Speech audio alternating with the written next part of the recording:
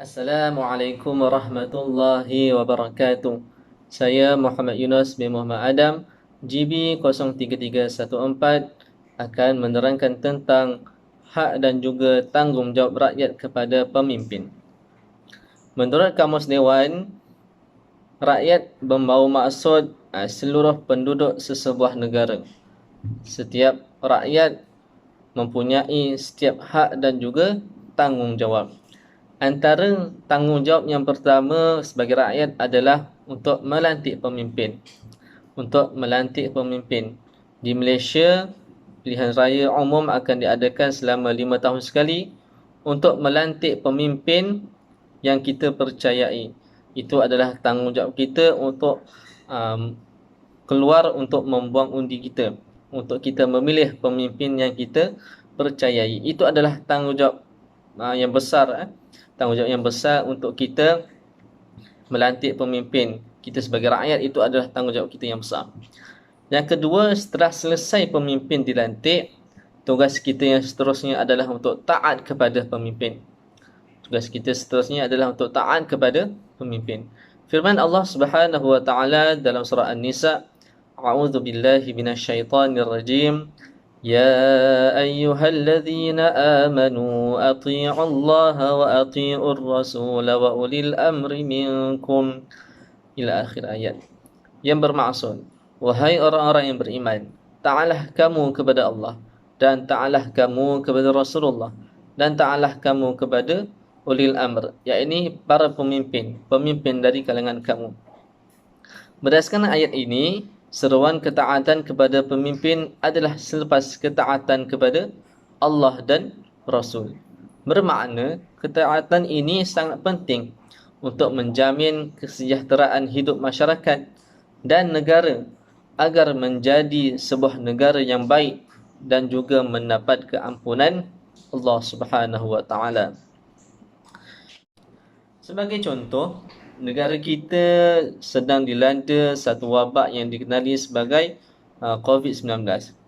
Arahan kerajaan adalah untuk masyarakat mematuhi perintah kawalan pergerakan.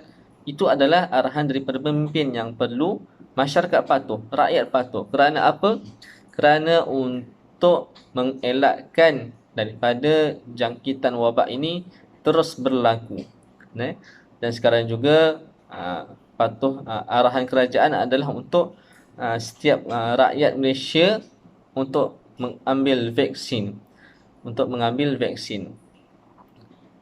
Selagi mana arahan kerajaan dan juga pemimpin tidak melanggar hukum syarak, kita harus patuh untuk kebaikan masyarakat dan juga negara. Tanggungjawab sebagai rakyat juga, khususnya sebagai rakyat Malaysia, adalah untuk menjaga perpaduan antara kaum satu sama lain. Di Malaysia ada yang terdapat kaum Melayu, Cina, India dan sebagainya. Kita sebagai rakyat perlu menjaga sensitiviti kaum supaya tidak berlakunya sejarah berulang kembali sebagaimana peristiwa yang berlaku pada 13 Mei 1969 yang mana rusuhan kaum paling dahsyat yang berlaku di negara Malaysia. Perkara ini kita perlu elakkan supaya tidak berlakunya perbalahan dan juga kekacauan di negara Malaysia. Antara hak rakyat di dalam sebuah negara adalah hak kebebasan bersuara. Kepentingan kebebasan bersuara ini adalah yang pertama, membolehkan pernyataan kebenaran. Pandangan dibenarkan untuk bersaing di khalayak untuk membolehkan kebenaran ditentukan. Yang kedua adalah memberikan kepuasan kepada individu, iaitu membolehkan individu menyampaikan pandangan bertujuan untuk perkembangan diri dan juga personaliti. Dan yang ketiga adalah membangunkan masyarakat demokrasi. Kelangsungan demokrasi bergantung kepada kebebasan bersuara. Seperti maklum, Malaysia adalah mengamalkan sistem pemerintahan secara demokrasi. Setakat itu sahaja daripada saya. Assalamualaikum warahmatullahi wabarakatuh.